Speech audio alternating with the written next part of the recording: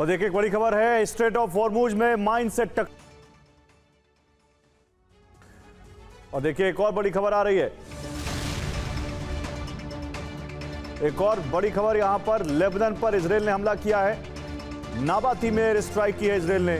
तो जो cease fire था वो एक बार फिर से टूट और समंदर से लेकर आसमान तक युद्ध की बारूदी रेखाएं खिंचती जा रही हैं।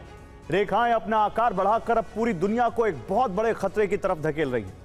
एक तरफ जहां अरब सागर से लेकर कैस्पियन सागर तक बारूद की गंध आने लगी है, तो वहीं दूसरी तरफ अमेरिका और रूस के बीच टकराव का अंदेशा बढ़ गया है। यूक्रेन ने ईरानी शिप पर हमला करके नए फ्रंट खोल दिया है। अब अगर ईरान ने अपनी लॉन्ग रेंज मिसाइलों से यूक्रेन पर काउंटर अटैक किया तो यह संघर्ष सिर्फ दो देशों की लड़ाई नहीं रहेगा, बल्कि एशिया से लेकर यूरोप तक ऐसा चक्रव्यूह तैयार होगा जिसमें हर ताकतवर देश का फंसना तय है। पहली घटना है रूस ईरान को हथियारों की सप्लाई कर रहा है। दूसरी घटना है जिसमें यूक्रेन ने ईरान और रूस के जहाज पर हमला किया। ईरान की तरफ से दावा किया गया है यूक्रेन ने यूएन चार्टर के आर्टिकल 2(4) का उल्लंघन किया है। इससे युद्ध का विस्तार होना तय। ईरान इसका बदला लेकर रहेगा। तो दुनिया में ऐसे समीकरण बन रहे हैं जिससे पूरी दुनिया में कई फ्रंट पर युद्ध आरंभ हो सकता है या फिर चल रहा है। आपको हम युद्ध का ऐसा चतुर्भुज दिखा रहे हैं जिसमें युद्ध के 4 फ्रंट हैं। ये चारों फ्रंट समंदर में। पहला फ्रंट कैस्पियन सागर में है जिसमें रूस और ईरान के शिप पर यूक्रेन ने हमला किया है। इसके बाद दूसरा फ्रंट काला सागर में है जहां रूस यूक्रेन के एक दूसरे पर हमले हो रहे हैं। तीसरा फ्रंट अरब सागर में है, खुला हुआ है, जहां पहले से ही अमेरिका और ईरान एक दूसरे से भिड़ रहे हैं। हालांकि 13 दिन बाद अमेरिका ने हमले रोक दिए जो कभी फिर शुरू हो सकते हैं, कभी भी। और चौथा फ्रंट है लाल सागर, जहां हूती और सऊदी अरब में टकराव बढ़ता जा रहा है। सऊदी अरब ने हूती के ठिकानों को खत्म करने के लिए यमन में ग्राउंड ऑपरेशन शुरू कर दिया है। इन चारों फ्रंट के खुलने से आशंका है कहीं इसका विस्तार तीसरे विश्व युद्ध का आगाज ना कर दे। अगले हफ्ते ज़ेलेंस्की और ट्रंप की मुलाकात होनी है जिसमें हथियारों को लेकर बड़ा करार हो सकता है। मीडिया रिपोर्ट्स में दावा है कि यूक्रेन हथियार लेने के लिए ही आक्रामक हो रहा है। इसी वजह से कैस्पियन सागर में ईरान के जहाज पर हमले किए। ऐसी भी चर्चा है कि यूक्रेन ईरान के खिलाफ सीधे जंग में उतर सकता है जिससे अमेरिका की मदद की जा सके। इसके बदले में वो रूस के खिलाफ अमेरिका की खुलकर मदद चाहता है। और यूक्रेन ने दावा किया है कि रूस ईरान में कई सीक्रेट करार हुए हैं जिससे ईरान पहले से कहीं ज्यादा हमले कर रहा है। ऐसा माना जा रहा है पहले करार में रूस ईरान में हथियारों की सप्लाई कर रहा है। दूसरे करार में रूस से सस्ते और हल्के कामिकाजी ड्रोन ईरान भेजे जा रहे हैं जिनसे ईरान अमेरिकी सैन्य ठिकानों पर सटीक हमले कर रहा है। इसके अलावा ईरान के न्यूक्लियर प्रोग्राम में भी रूस सीक्रेटली मदद कर रहा है जिससे ईरान परमाणु बम बना सके। चौथे करार में रूस लगातार इंटेलिजेंस इनपुट ईरान को दे रहा है। इस वजह से ईरान अरब देशों और अमेरिकी सैन्य ठिकानों पर तबाही मचा रहा है। पांचवें करार में रूस ईरान को सैटेलाइट डेटा दे रहा है जिससे वो अमेरिकी सैन्य ठिकानों की सही जानकारी लेकर हमले कर रहा है। ईरान से कीव की दूरी 2330 किलोमीटर है। अगर ईरान अपनी लॉन्ग रेंज वाली मिसाइलों से हमला करे तो 8 से 20 मिनट में हमला हो सकता है।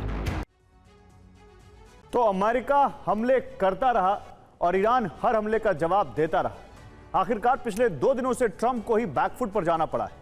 अमेरिकी हमलों के रुकने के बाद से ईरान ने भी कोई प्रहार नहीं किया है।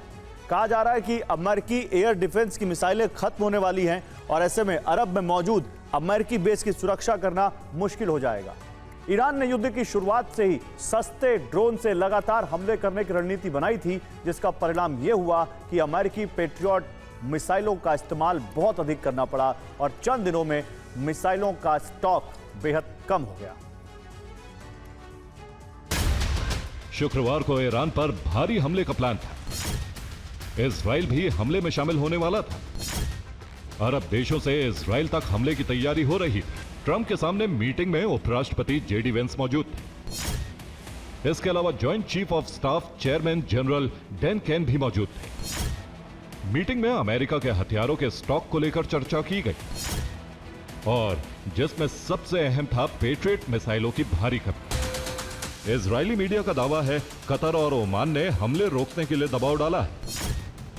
ओमान की टीम तेहरान दौरे पर गई जिससे ट्रंप को ईरान से बातचीत शुरू होने की उम्मीद है। अमेरिका के नुकसान का ब्यौरा सामने आया है।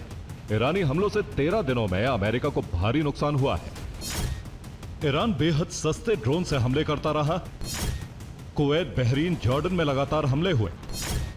अमेरिकी पेट्रियट सस्ते ड्रोन को गिराने में नष्ट हुए। अमेरिका पिछले 13 दिनों से अपने तमाम बेसेस की सुरक्षा के लिए पेट्रियट मिसाइलों का इस्तेमाल कर रहा था। 13 दिनों की जंग के बाद अब कहा जा रहा है कि अमेरिकी सेना के पास करीब 900 से 1000 पेट्रियट मिसाइलें ही बची हैं। दूसरी तरफ अमेरिकी कंपनियां हर महीने सिर्फ 20 मिसाइलों का प्रोडक्शन कर रही हैं। अब अगर और हमले होते हैं तो ईरान फिर जवाबी प्रहार करेगा और बची खुची मिसाइलें भी खत्म हो जाएंगी। ऐसे में अमेरिका को अपने बेसेस की सुरक्षा की फिक्र है।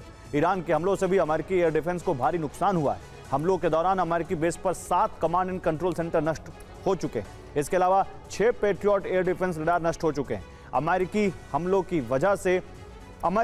की वजह से 3 ईपीएस रडार सिस्टम गंवा चुका है। हमलों में 5 लॉन्ग रेंज रडार भी नष्ट हो गए। एक तरफ हथियारों की कमी है और दूसरी तरफ नुकसान की वजह से युद्ध का बढ़ता खर्च भी ट्रंप पर दबाव बना रहा है। हमलों के दौरान अमेरिका का एक F-15 विमान नष्ट हो गया। एक P-8 विमान भी नष्ट हो चुका है। ईरानी हमलों की वजह से C-17 कार्गो विमान जल गया। 8 हवा में तेल भरने वाले रिफ्यूलिंग विमान भी नष्ट हो गए। हमलों के दौरान 4 हेलीकॉप्टर भी नष्ट हो गए। ईरान ने खैबर शिकन मिसाइल का इस्तेमाल किया। खैबर शिकन को रोकने में अमेरिकी डिफेंस नाकाम रहा। विमानों के अलावा ईरान ने रडार्स को निशाना बनाए। ईरान ने विमानों के रैंप और हैंगर्स को निशाना बनाए। बहरीन में हेलीकॉप्टर मेंटेनेंस सेंटर को नष्ट किया गया। ईरान ने अमेरिकी बेस पर 12 तेल डिपो को नष्ट कर दिया। और ईरान की खैबर शिकन मिसाइल बेहद घातक है। मिसाइल की रेंज करीब 1450 किलोमीटर है। यह मिसाइल 19,500 किलोमीटर प्रति घंटे की रफ्तार से हमला करती है, इसलिए इसे इंटरसेप्ट करने में दिक्कत होती है। जहां यह मिसाइल गिरती है वहां 500 से 1500 किलो तक के विस्फोटक से भयानक धमाका होता है। सिर्फ 15 मिनट की तैयारी के बाद ईरान इस मिसाइल को लॉन्च कर सकता है। ईरान ने अर्श ड्रोन का अपग्रेडेड वर्जन तैयार कर लिया है। ड्रोन की रेंज 2000 किलोमीटर तक हो चुकी है। ड्रोन में 150 किलो तक विस्फोटक लोड हो सकता है। ईरान का यह ड्रोन हवा में MQ-9 को गिरा चुका है। रिपोर्ट के मुताबिक ओमान से वार्ता की एक टीम तेहरान गई है। हॉर्मुज को लेकर ईरान ओमान से वार्ता हुई। ट्रंप को ईरान से फिर वार्ता शुरू होने की उम्मीद।